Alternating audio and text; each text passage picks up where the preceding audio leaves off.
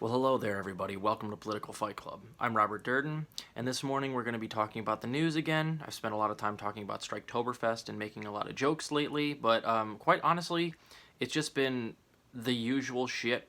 The United States is funding people that are bombing other people.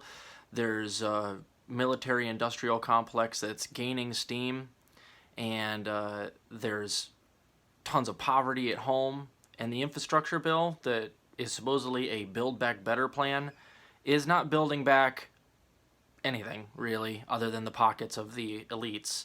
So I will update you on that, but quite honestly, there hasn't really been a lot of progress. There's been a lot of bad things happening in terms of, like, the status quo bad things, but, just another day in America. So we're going to talk about the Texas abortion ban first, and then we're going to talk about the infrastructure bill, and then we're going to make fun of Joe Biden at the end after we're done with the news. So on Friday, the Texas abortion ban was upheld. That was the one I've been talking about, where it's a 6-week abortion ban, and it deputizes all of the Texans to snitch on their neighbors if they think they're getting an abortion past 6 weeks. The way that you would find something like that out, like the behavior you would have to adopt to find out if a woman was 6 weeks pregnant or more, it's kind of alarming what that's going to maybe entail. But anyway, the Supreme Court of Texas upheld it, and it's being appealed, I think, one more time, or being challenged. That ruling is being challenged, and I think that challenge comes at the beginning of November, where they will rehear it, and then that will probably be it. They will not change their mind. So it's pretty sad. We already knew this when I first reported on it. I was like, it's going to go to the Supreme Court, but they're gonna uphold it. They're going to decide to keep it in place. So very sad for, the autonomy of women in the state of Texas right now. I wish I could tell you that voting blue would help you, but quite frankly, I don't even know at this point. I don't think Joe Biden really gives a shit about women having a right to their body. He hasn't been outspoken about this law. He hasn't been trying to do anything federally to make this illegal, like this type of law illegal. So it's not like he's actively trying to make it so that people in Texas have the right to their bodies. So I wish I could tell you there was a way to vote your way out of this, because Texas is a red state typically, but I don't know, man. Vote your conscience. It seems to me both sides of the duopoly could give two shits about people having a right to their own body, particularly women. And Joe Biden's past. Anyway, the other thing I'd like to talk about is the infrastructure bill. It's now been whittled down to somewhere between 1.75 and 1.9 trillion, like I called, and it looks like it's going to be closer to 1.8 or 1.75, so on the lower end of that. And so that's frustrating, but the squad has been calling out Joe Manchin and Kyrsten Sinema lately, because they've been so busy working with them for the last fucking year on this shit, and now they're finally going, oh wow, they're being obstructionists.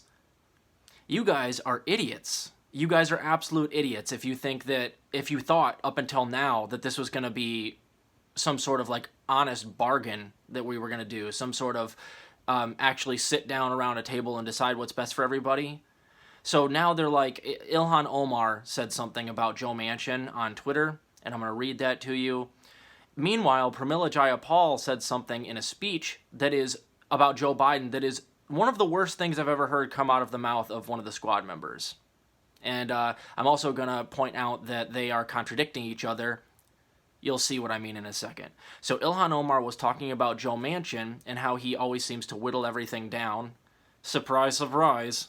She said, quote, and this is in a tweet, "He's going lower every time a reporter asks. It's all a joke to him.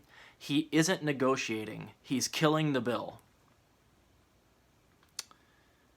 If I may make a Kill Bill reference, if Ilhan Omar gave a shit, she would go and do what Uma Thurman does in the movies, which is you kill the fucking bill. You just say, okay, well, you're either going to go back up to 6 trillion, or we're going to stick at 3.5 regardless, or I will kill the other bill. And I'll kill every bill. And I'll get the squad to kill every single bill.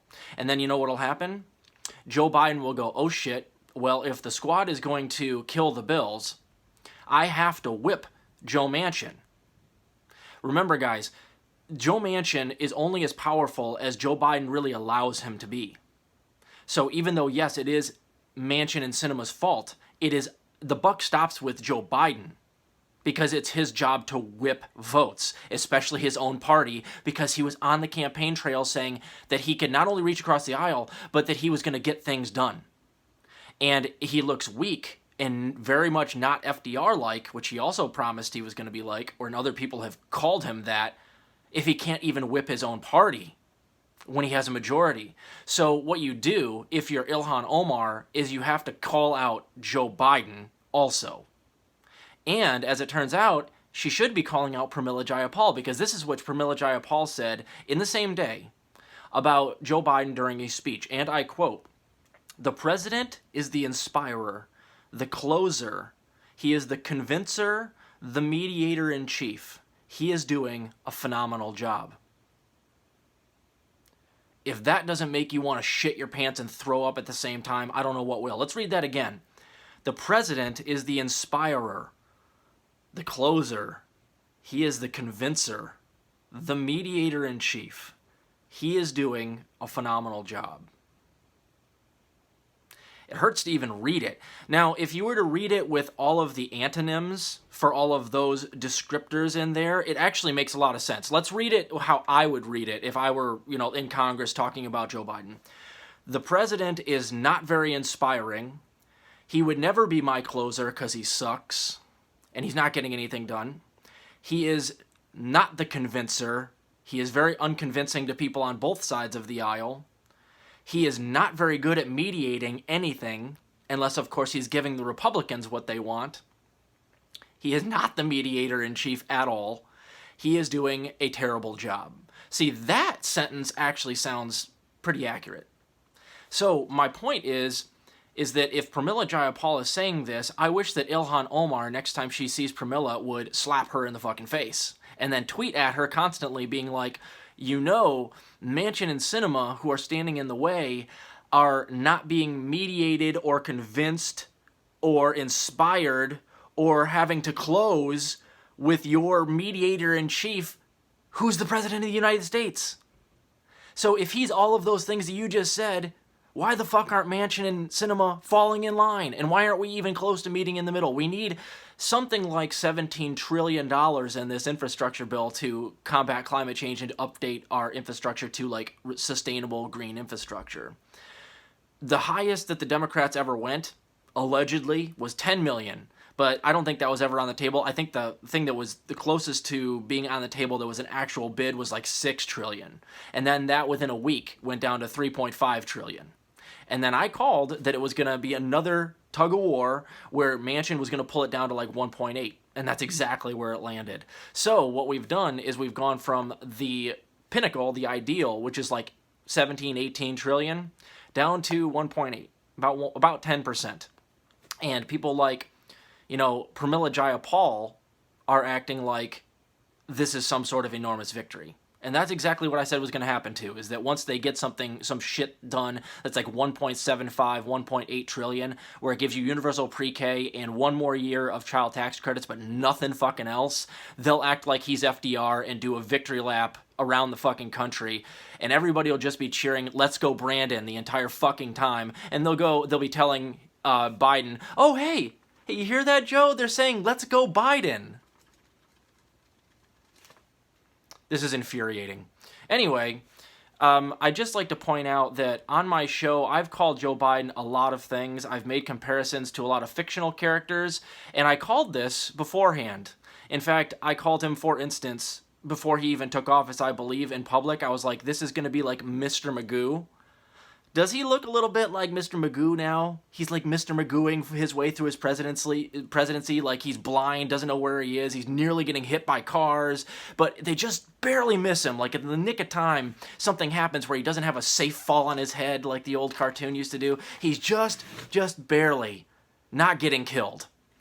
I'd like to say I also called him Grandpa Simpson. I think that's a pretty good comparison, especially now that we know. And how about Frank Drebin from Police Squad? I also called him that on Twitter a couple of times. If you know, that's Leslie Nielsen's character, who's like a cop who speaks really confidently, but he's an idiot, and everybody around him's like, okay, how does this guy survive other than just being like ultra confident, yet a complete dimwit who causes all these accidents around him unknowingly a lot of the time. It's a really hilarious movie, and that's exactly what Joe Biden's doing right now. He's barely there, and the only reason that anybody even remotely thinks he knows what he's doing is because they're also idiots that buy into his confidence. Same with Trump, by the way. And then last, I think this is the best comparison, I also called him Jeff Dunham's puppet Walter. They look very similar, but Jeff Dunham's like the ventriloquist that has the old guy, you know, with the going like this on the end of his hand. And I think this comparison is probably the best one because Joe Biden is also a puppet. Except for he has like Wall Street and the military-industrial complex and Big Pharma up his ass going like this, making him talk. And that's really all that makes Joe Biden tick, in my opinion, is the hand of the corporate masters up his ass. Anyway, shame on the squad. Ilhan, if you really gave a shit about getting stuff done, shut up about Joe Manchin and Kyrsten Sinema, or bitch about them, but also bitch to Pramila Jayapal. Get at her in public and be like, why are you giving Joe Biden all of these, you're giving him an A. You're saying that he's the mediator in chief. If he were even a half decent mediator, he'd at least have all the fucking Democrats on board for this shit. What are you talking about? But Ilhan's not going to do that. This is all theater. They don't care about getting anything done either. And this is why I can't stand the squad. They can't even stand up to each other, let alone the elites in the Democratic Party. So that's why nothing ever gets fucking done. And when it drops down to 1/10 of what we need to survive on planet Earth, remember, it's all of their faults. It's really Biden's fault because he's the president. But it's also the squad's fault for not forcing Joe Biden. It's the squad's fault for not forcing each other to force Joe Biden. And it's also, in general, the entire Democratic Party's fault for not doing anything that the people actually want. And of course, that includes Manchin and Sinema. So they all suck, but they all have leverage and they all have power, and none of them force any of the others into any accountability. So that's why we end up with this tug of war where we get 10% of what we want, and the Republicans and the donor class get 90% of what they want, and then we get told that those crumbs should be a victory for us. And I guarantee you, Cori Bush will come out there and say exactly the same fucking thing that she did with the stupid fake ass moratorium extension, and she'll go, "Oh well, we moved mountains today." Bullshit. You guys aren't even making molehills.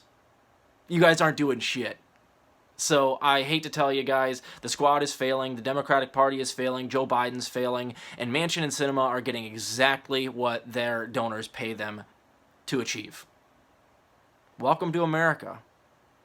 Keep fighting the good fight out there, guys. I'll talk to you later.